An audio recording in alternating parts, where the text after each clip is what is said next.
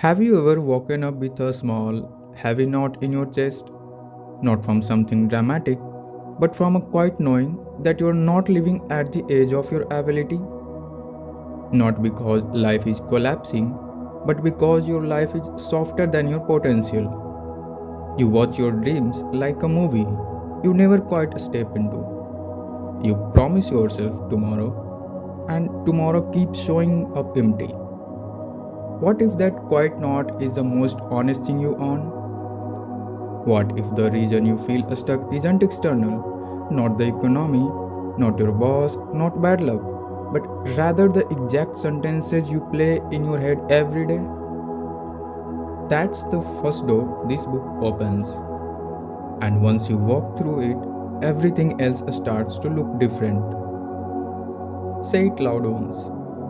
I am willing to change.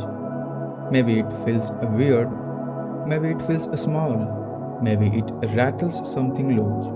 That's good. Small truthful noises are often the start of big changes. Gary says language matters, not just fancy vocabulary, the small sentences you use with yourself, the grammar of your inner voice, the casual lines you repeat, they determine how you see life, how you feel about life, and how you act in life. Albert Ellis put it simply: our emotions follow our thinking. Change the sentence in your head, and you change the feeling in your chest. That's exactly what rewiring looks like.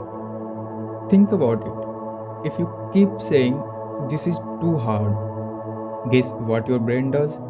It makes everything feel harder. If your internal monologue is, "I always fail," your mind starts finding ways to prove that right.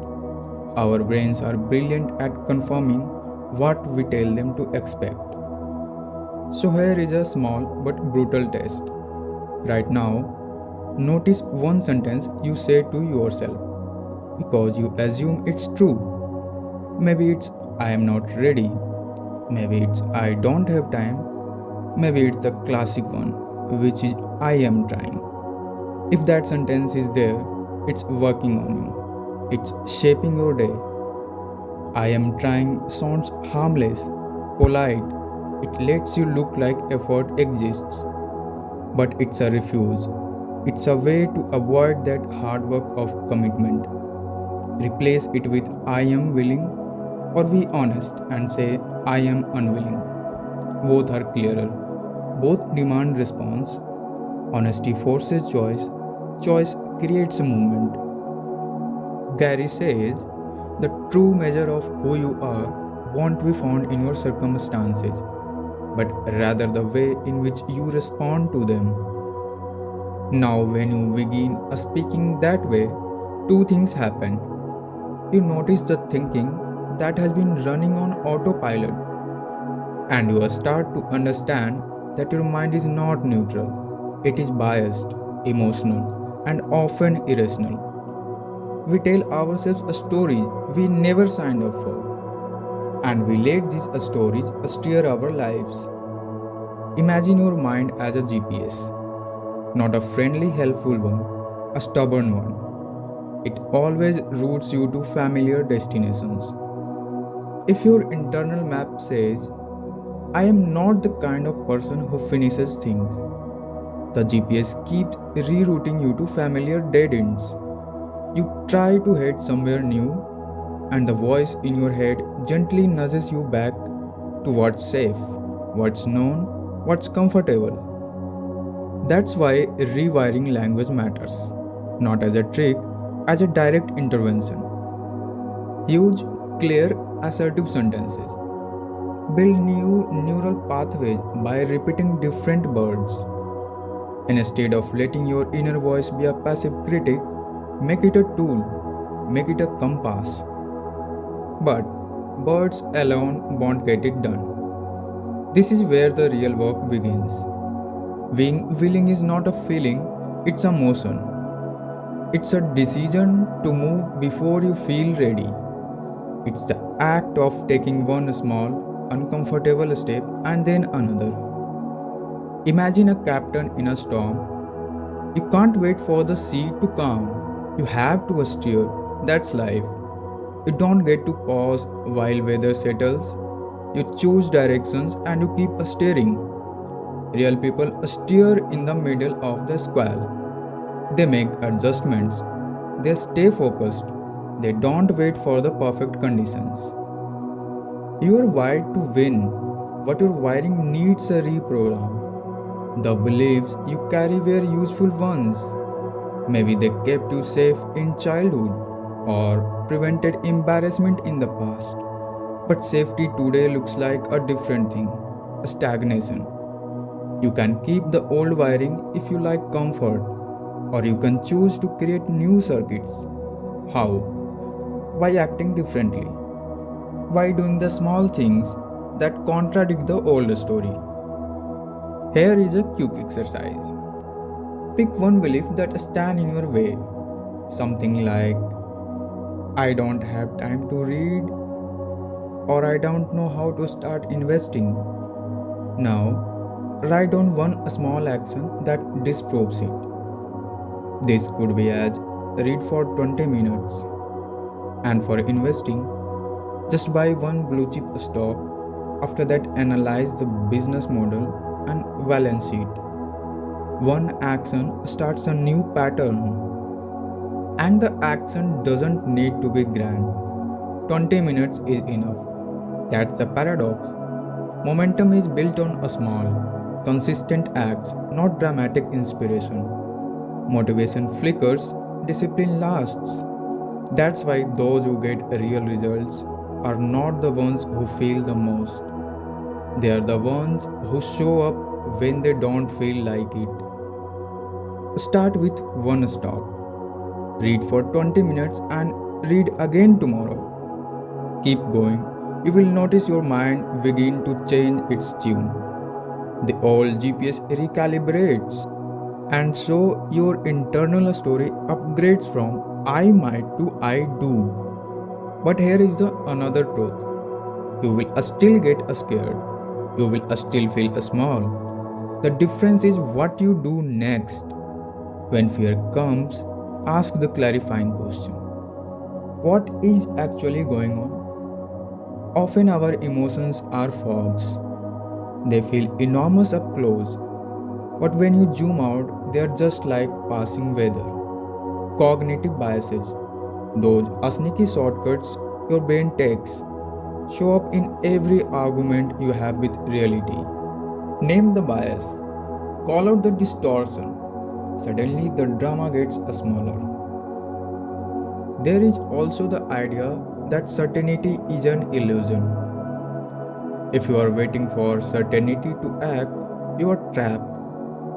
The most important decisions in life are never guaranteed. No one knew the outcome when they applied for a new job, or started a side hustle, or moved to another country.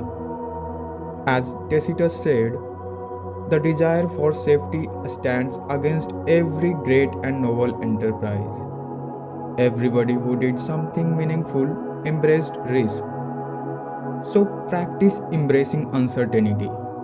Tell yourself, I embrace uncertainty. What does that look like tomorrow? Maybe you apply for something you would usually avoid. Maybe you ask a hard question. Maybe you risk being judged. It's a body test. You feel the fear, you do the thing anyway, and your muscle of courage grows. Action without waiting also means you stop waiting for your mood to match your goals. You won't feel like it, so what? Great actions often come before great feelings. In any moment of decision, the best thing you can do is the right thing. The next best thing is the wrong thing. And the worst thing you can do is nothing. Benjamin said, there is no happiness without action. Do it, feel it later. Now, as you begin acting, a new pressure emerges. The pressure to be relentless. Not loud relentlessness, quiet, daily. A relentlessness that shows up like a march, not like a sprint. Think of a long trekking through the jungle. You don't know if you are 3 days from civilization or 30 minutes. All you can do is walk. You place one foot ahead of the other. Over time, you get out of the jungle. Relentlessness becomes the fallback. When everything else fails, when plans collapse, when support fades, when motivation disappears. It's the hidden fuel that keeps you going when reason and mood have gone home. Build it like you build any other habit. Small, a steady, a stubborn repetition. Start with one non negotiable habit and protect that habit like a sacred appointment with yourself. Gary says you can measure pain by the gap between what you expected and what you have. I would suggest to write this in your life, how that area was supposed to turn out, how had you planned it, and how this area actually looks. So, expectation is a trap that breeds disappointment. Expect less from outcomes, expect more from your responses. When you accept things, not resign but accept, you conserve your energy for solutions. Epictetus said, don't seek events to happen as you wish, but wish them to happen as they do. That's not resignation, that's clarity. Acceptance and responsibility sit together. Saying, it's not my fault, might be true, but saying, I am responsible, always gives you power. Your past did not ask for your permission. Your future, however, does require your action. Take responsibility. The moment you do, you take control. You stop being a spectator of your life, you become the director. And with control comes the simple, radical practice of keeping your word. Not to anyone else, to yourself first. The smallest promises you keep to yourself turn into the bedrock of confidence. Wake up at your planned time. Finish that task you promised yourself. Keep the one promise you make each morning. When you do this repeatedly, you repair trust. You become someone who delivers. The voice of doubts gets quieter because it finds less purchase. And when everything we have talked about slowly starts settling into your mind, there comes a moment where the conversation shifts from reflection to action. Because eventually, every insight leads to a single crossroads. Will you keep living the old way, or will you finally step into the life you keep imagining? That's where this next truth quietly walks in. In order to improve your internal world, you have to start by taking action in the external world. Get out of your mind and get into your life. And if that still feels distant, then picture a moment far in the future. A moment none of us can escape. Imagine that you are on deathbed. You hear the beep of the monitor nearby. Your health is critical, and you have only got a few hours to live. You can feel your heartbeat and energy slide. As you lie there, you start to look back on your life. You never made the change you wanted. Because here is the truth that hits harder than anything else. Future you is not going to regret a lack of achievement or the absence of any one thing in your life. The only thing you will regret is not trying, not pushing through when the going got tough. And if you look at the people who actually break through, you will notice something very simple. The only difference is that successful people don't wait. They are not waiting for the right moment. They don't wait for inspiration to strike or for some cosmic event to force them to action. They get up and they do, and they try and they fail even before they may feel ready. Because real joy pulls you forward so strongly that the past stops mattering. When what's in front of you is so bright and so satisfying, you won't have time to look behind you. Your eyes and mind will be focused straight ahead. But if you let emotions steer the wheel, the road always leads to the same place, and you will only be left with regret. So you pause, you breathe, and you confront yourself honestly, maybe for the first time. Take a long, hard look at your life. Be honest with yourself. Identify the behaviors that are holding you back. You need to use every waking hour of your life to further your cause. No excuses. You are not any different or any worse off than anyone else. And eventually, it all circles back to one thing: the choice that only you can make. You need to make a choice right now. You are never going to change your life until you get rid of those things. No more excuses. At moments like this, a simple truth becomes impossible to ignore. Great thoughts speak only to the thoughtful mind, but great actions speak to all mankind. As Napoleon Bonaparte said, take time to deliberate, but when the time for action comes, stop thinking and go in. And when all the noise falls away, you realize what's always been true. You are not your thoughts, you are your actions, you are what you do. Every day becomes a chance to build a bridge between where you stand and where you want to go. And your actions are the only thing separating you from where you are and where you want to be.